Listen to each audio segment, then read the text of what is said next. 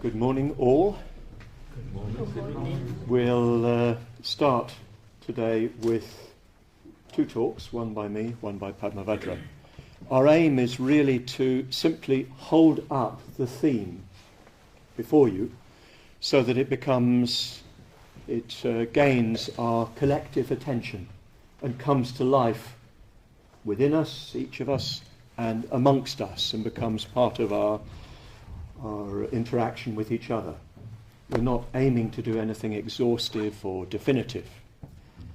Furthermore, Padmavajra and I haven't been talking to each other about it in any great depth. We've got our own individual approaches to the theme, and we haven't coordinated between us what we're going to say and how they're going to interact with each other. Last time we did, we had broad themes and we were talking from different sides to the same theme each day. This time we haven't. And of course this is for aesthetic reasons. I'm pretty sure that because we're paying attention to the same topic and we come from the same broad perspective, there will be an interaction between our two presentations. And perhaps in the interaction between those two presentations, more will be revealed than in the actual presentations themselves, if you see what I mean. So I'm beginning, speaking for half an hour, and then Padmavajra will speak for probably about half an hour. Why are we dealing with this particular theme? Why are we dealing with Eros and Beauty? Obviously, we're dealing with it from our own personal interests. These themes have great importance to us as individuals, but they all also have importance to us as a community. I've just come from, with Padmavajra, the Public Preceptors College meeting, which ended 3 days ago. And during that meeting, Mokshananda went to see Bhante and persuaded Bhante to speak to a camera. I think he was a bit reluctant. In fact, Bhante told me later that he was reluctant and that Mokshananda had to overcome his reluctance. So Mokshananda asked him if there's any message that he wanted to give to the public preceptors. And Bhante, in his very, very careful, considered way, said there was something he wanted to bring to our attention.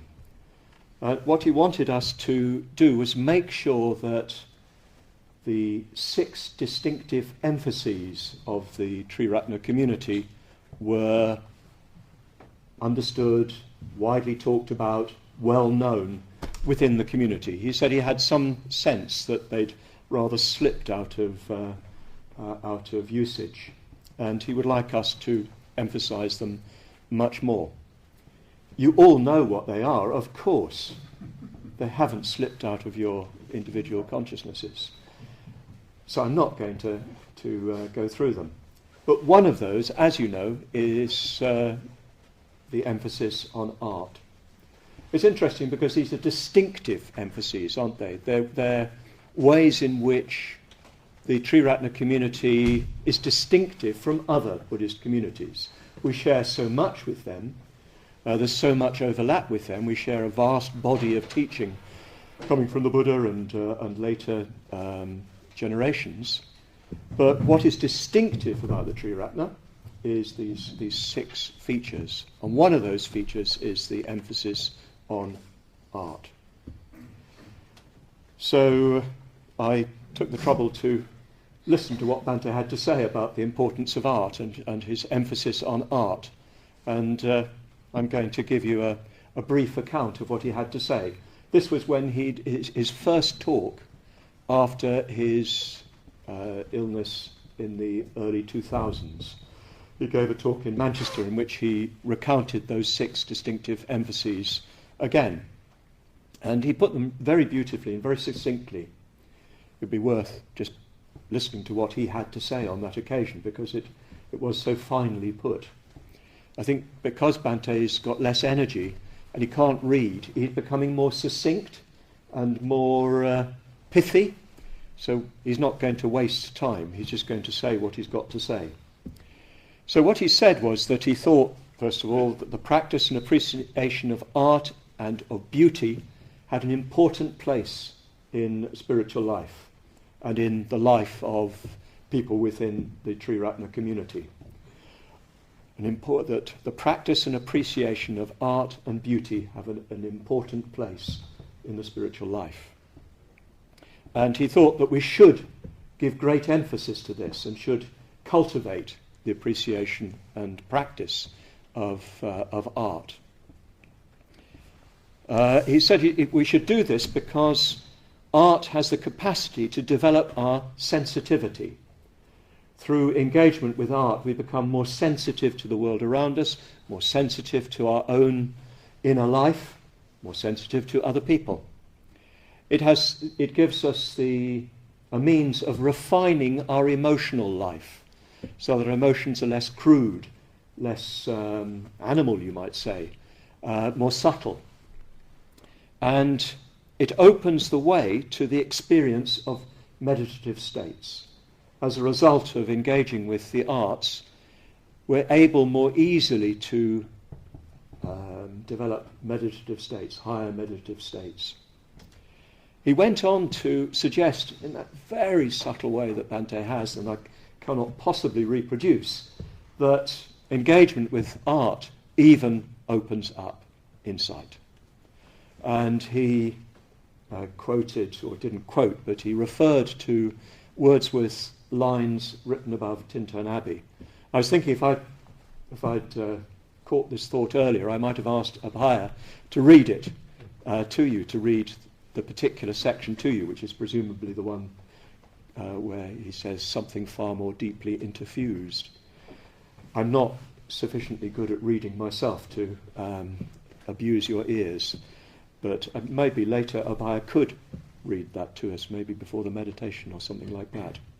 So Bhante says that in those lines, Wordsworth strikes upon something very, very deep in life, even something that approaches or even parallels or coincides with the insights of the Dhamma. Insight with a capital I. Which is quite significant, isn't it? That the appreciation of the arts, whether appreciation in the receptive sense or appreciation in the active sense of making art, can lead us even into insight itself. And again, it's important, isn't it? Because it stresses that insight is not Buddhist, if you see what I mean. It's part of life.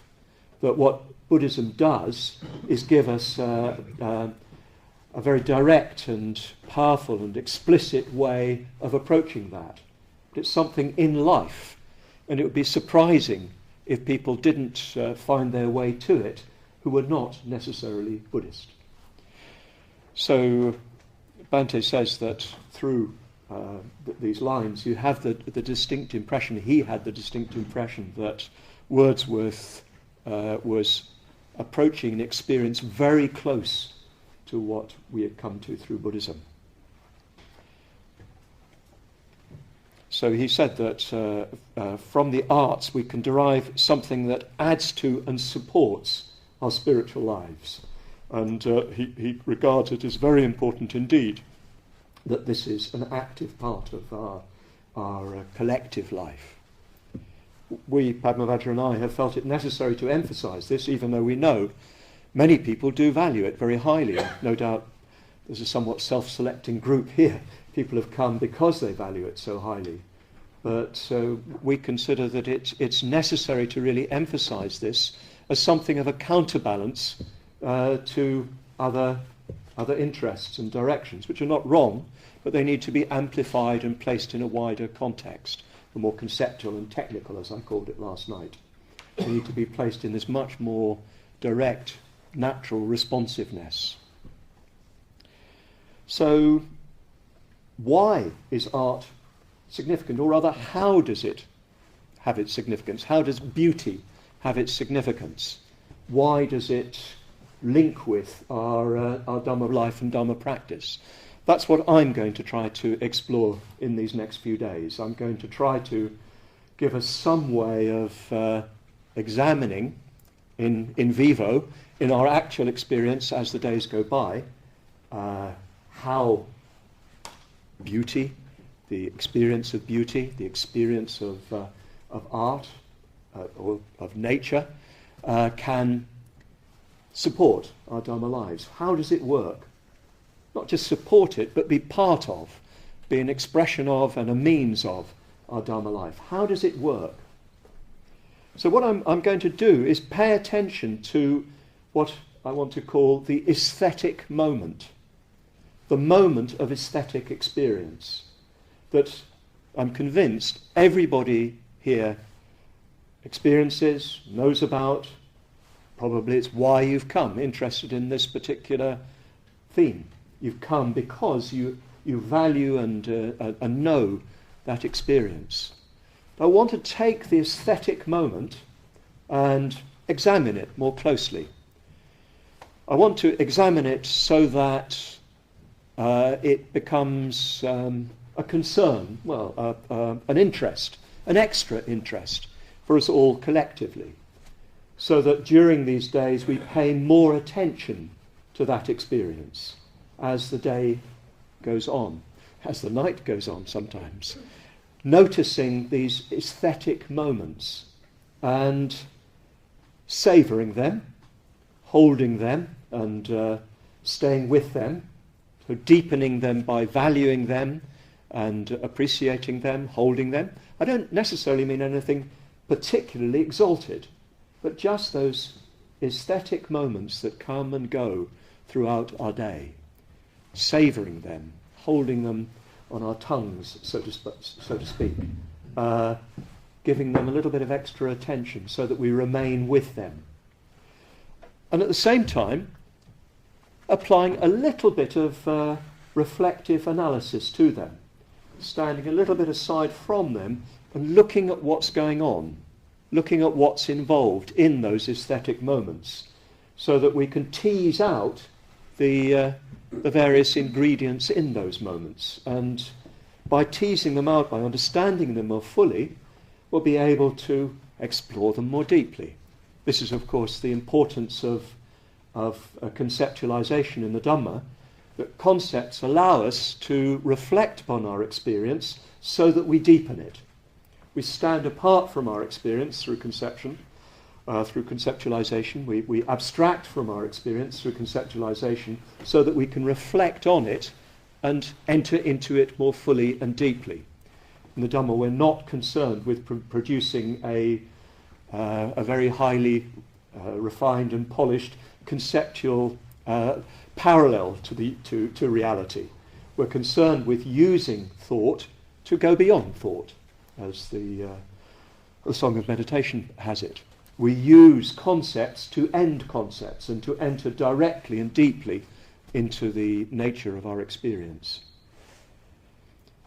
So I'd like us all to give special attention to these aesthetic moments, as I call them, at whatever level. They may not be ravishing and ecstatic. They may not carry you away so that you're unable to do anything else and you just have to stay with them. They may be just a glance or a glimpse. But whatever it is, notice it, stay with it, and savour it, and then at some point give some reflection to it.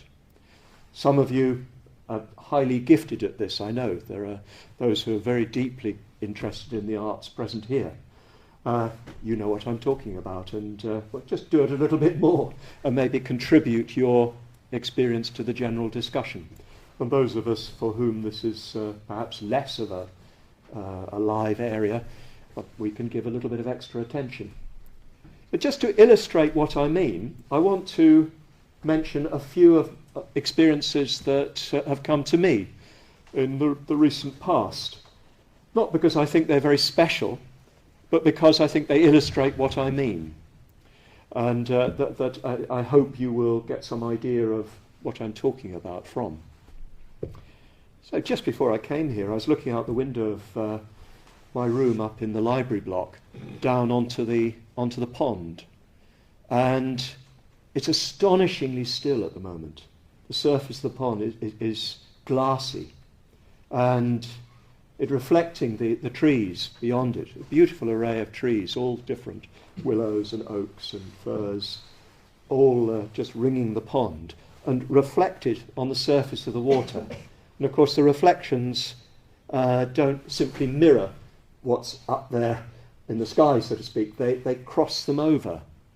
And there's a very light breeze just blowing across the surface of the water, which doesn't seem to break the stillness of the surface. It's still sort of glassy, but it's just slightly moving, which makes the reflections shift and change in relation to each other.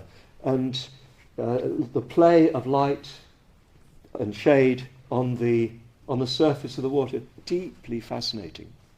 Just for a few seconds, it caught my attention, a bit like out of the corner of the eye, and pulled me, so that I wanted to look further. At that point, 5 ducks jumped into the pond.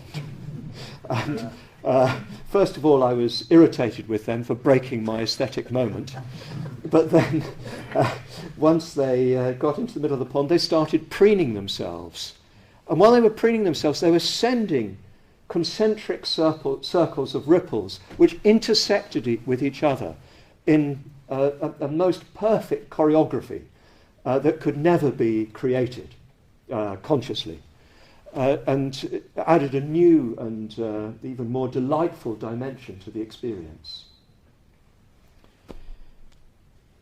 So many little incidents in my time here over this last week, because it's a very strange and beautiful time of year, isn't it, as we fade from autumn into winter, and you've still got the last remnants of the glory of autumn. The autumn colours are still there, but that stark beauty of the raw trees, so to speak, revealed by the leaves as they fall off, is really gripping. Looking out across the meadow there, especially at the oaks, which are so expressive. They're dancing in their own frozen, slow way, and entrancing, as if there's a personality expressed through the tree in its own stance, its own posture, or mudra even. Walking down a lane out of here, down the lane, and to the right there's a long straight lane which is lined with mainly oaks, but beech and other glorious English trees in their final stages of autumn, with leaves beginning to fall. The yellows and oranges and the subtle shades of brown, just entrancing. I remember I was walking down there with a friend who was deep in a very earnest conversation, and I completely lost what he was talking about.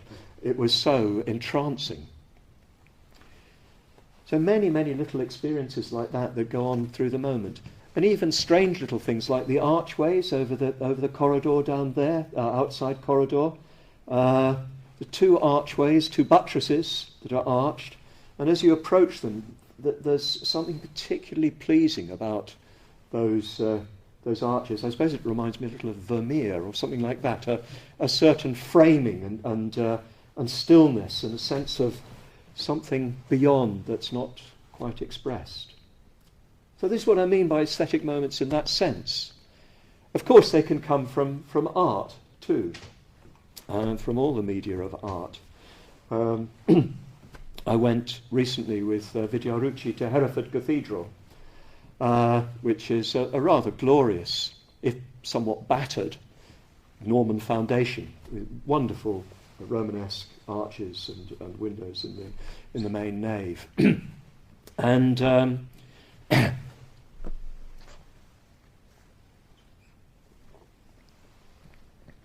it's a strange experience, these English cathedrals, aren't they? Because there's something rather forlorn at the same time as glorious about them. You feel yourself in the midst of such antiquity, this cathedral was founded 1,000 years ago, and its origins go back much further. I think the Anglo-Saxon foundation was in the 7th century. So beneath this 11th century cathedral is a 7th century cathedral somewhere. But it's also faded and battered. You know, the Protestants broke out the stained glass and whitewashed over the paintings, and there's a sense of forlornness and decay. And the wonderful Church of England, I think it's such a magnificent thing, the Church of England, such a decent, honest, and utterly forlorn attempt to keep something that died long ago in life. It's a bit like sort of guarding with your hands a candle that has already gone out. But there's something brave and decent about that attempt. So, if slightly absurd. But as we're walking around enjoying the whole thing, and sort of trying to work out what everything was and where it was, there was a lot of bustle going on around us because they were preparing for the installation, the enthronement of a new bishop, which was going to happen the next day.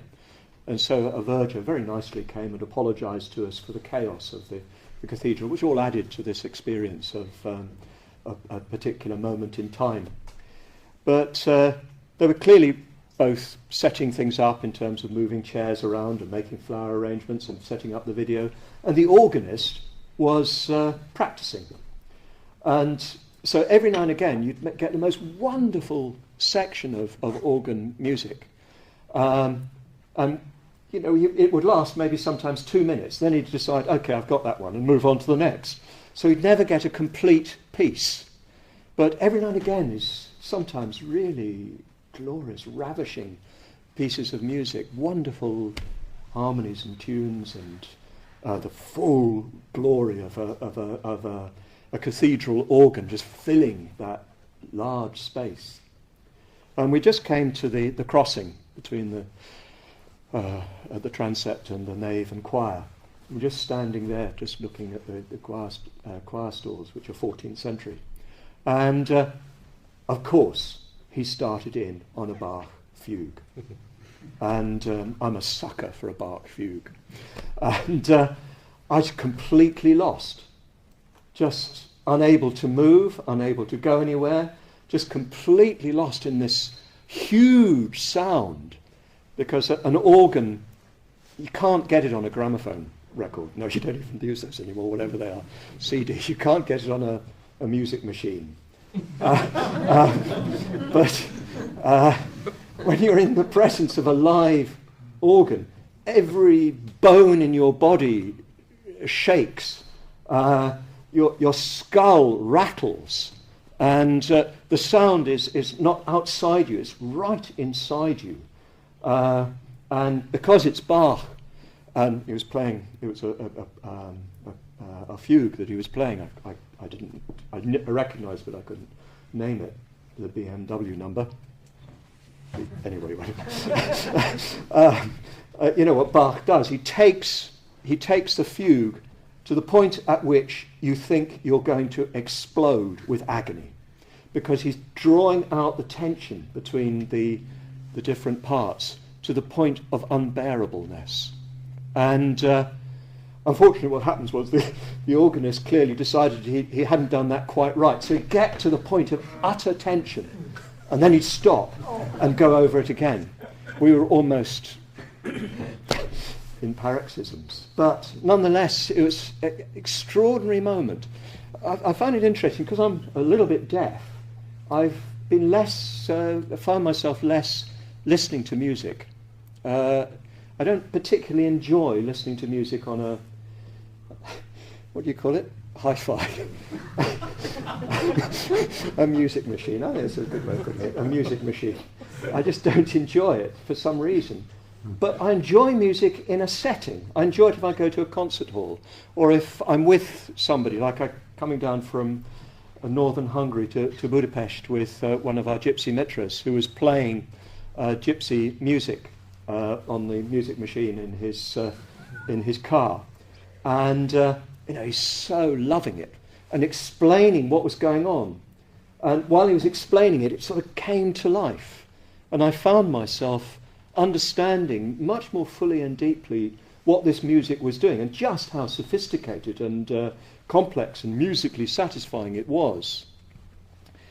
So I find it much that music comes to life for me in a situation.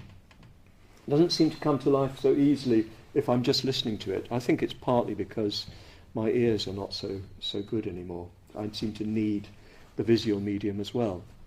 But yeah, that is the sort of episode that I mean, that suddenly you're taken into an aesthetic moment that you'd not been expecting, you'd not been looking for, you'd not been preparing for, you'd not been working towards. It's just given to you, and you're ripped out of your ordinary state into this aesthetic moment. I could go on. But probably the main medium for me, apart from the written word, for aesthetic experience is film. I've been watching quite a lot of film recently, and it's one of the wonderful things about our age. We can see so much wrong with it, but there are so many really good films. And I watched with Srimala recently a wonderful film by an Italian director, whose name, as always, escapes me, which won the Oscar for foreign films in 2013, I think. It's called La Grande Bellezza, The Great Beauty. I've recommended this all over the place, and lots of people have said, why did you recommend that? Which I find a bit alarming. In one way or another, the two possible interpretations, aren't there? Either I'm stupid or they are. But anyway, the film focuses on a 65-year-old. That's interesting, isn't it? Maybe you've got to be more than 65 to appreciate the film. But it focuses on a 65-year-old playboy who's a journalist who has been a kind of leader of high society. The Bunga Bunga generation of Berlusconi, very rich and very playful and hedonistic, extreme hedonism of a Italian kind, which means perfect, absolutely perfect style. And the film is like that. The style is impeccable. But it's exploring the relationship between superficial beauty and deep beauty. La Grande Bellezza, the great beauty, which the leading character at one point says he's always been in search of and never found. And throughout the film, because of the extraordinary skill and sophistication of the filmmaking, you get glimpses of something that you couldn't name. At the end of the film, you can't exactly say what you saw, what it was that was so engaging about it. I mean, it's great seeing half-clad naked women dancing, and men, I'm sure. But it's not that. It's about something glimpsed, well, something far more deeply interfused that is sort of revealed but not stated. It's implied but not made explicit, which is much more deeply satisfying because it's not something that can be spoken or said. It's something glimpsed out of the corner of your eye, something caught a moment after it's gone. It's that sort of thing, a shadow flickering, rather than something right in the centre of the camera. But there are so many wonderful films available to us, which is a remarkable feature of our times. There's also a huge amount of rubbish, some of which is very enjoyable. But we're so fortunate that there are really great films being made in our time. And for many of this is one of our strongest aesthetic experiences, probably. I think perhaps we take it too lightly and need to dwell on these experiences and savour them. I still find myself in the mood of La Grande Bellezza.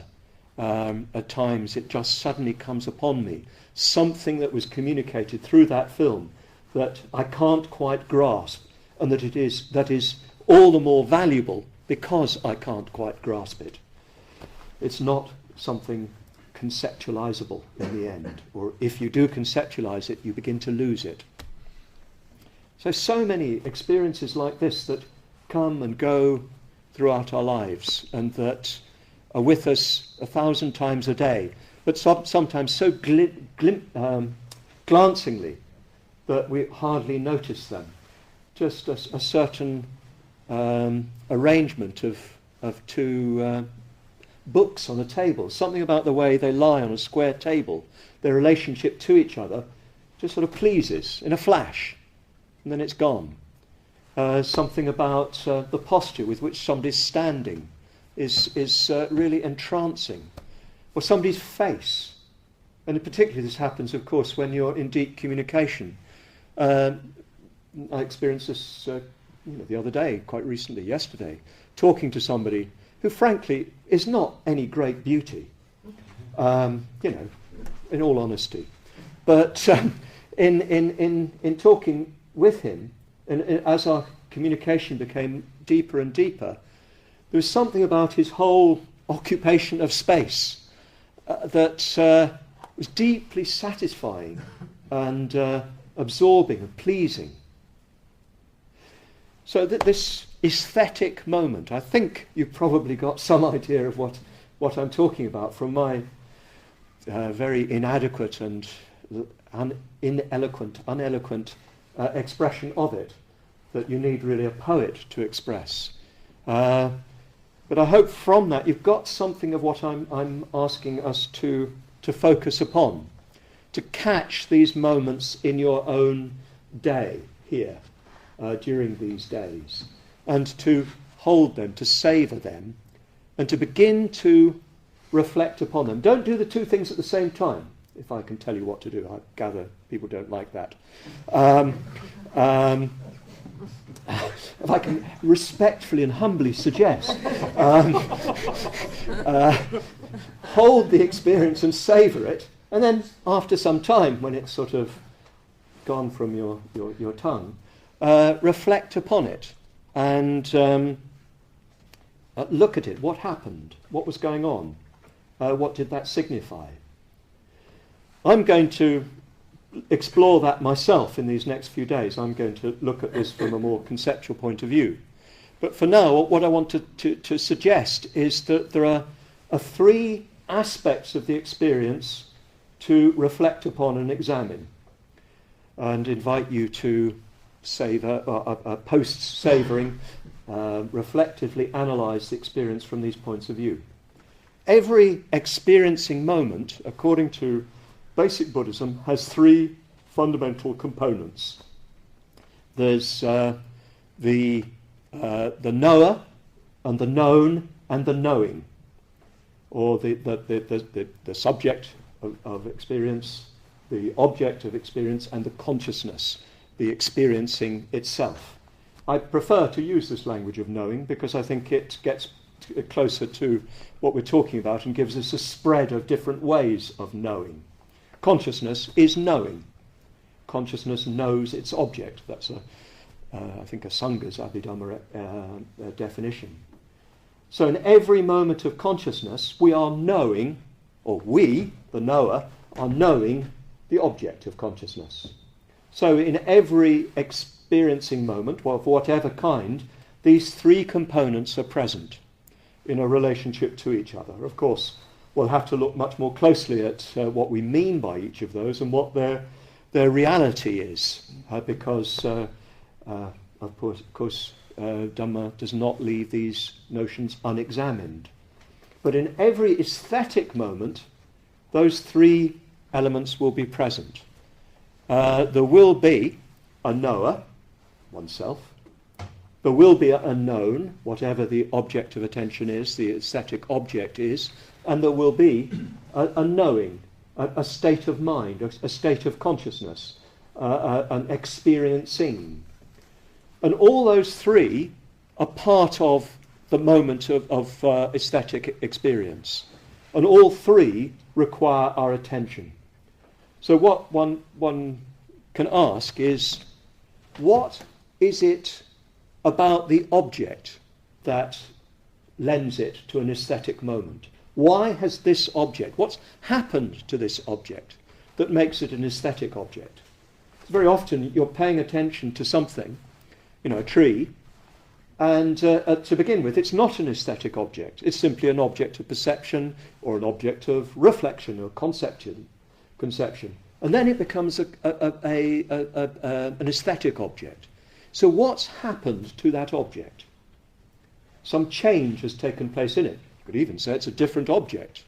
What's happened to it? And what about you, from your end?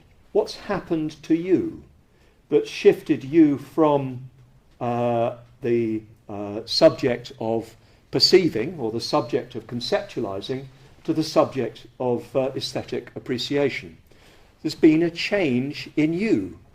You might even say, from a strict point of view, that there's a different you. And then what's happened to the knowing? What's happened to the consciousness? What's happened to the experiencing itself? What's different about that experiencing?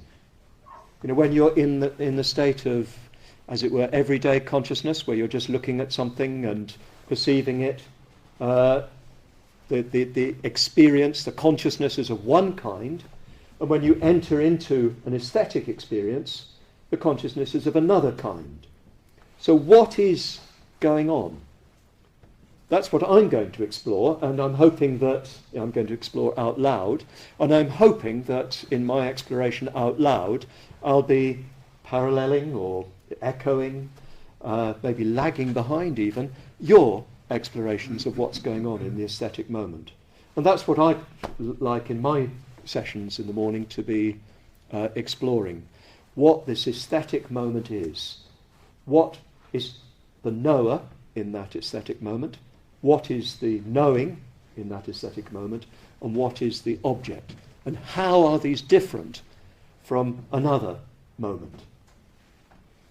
So I'll leave it there, and hopefully you'll find some food for reflection. I think this particular event works mainly by us all engaging with the theme. And what I'm offering is at least a way in which you might choose to engage with the theme, by reflecting on those aesthetic moments, catching them and savouring them, and then reflecting on them analytically but not destructively analytically. Thank you.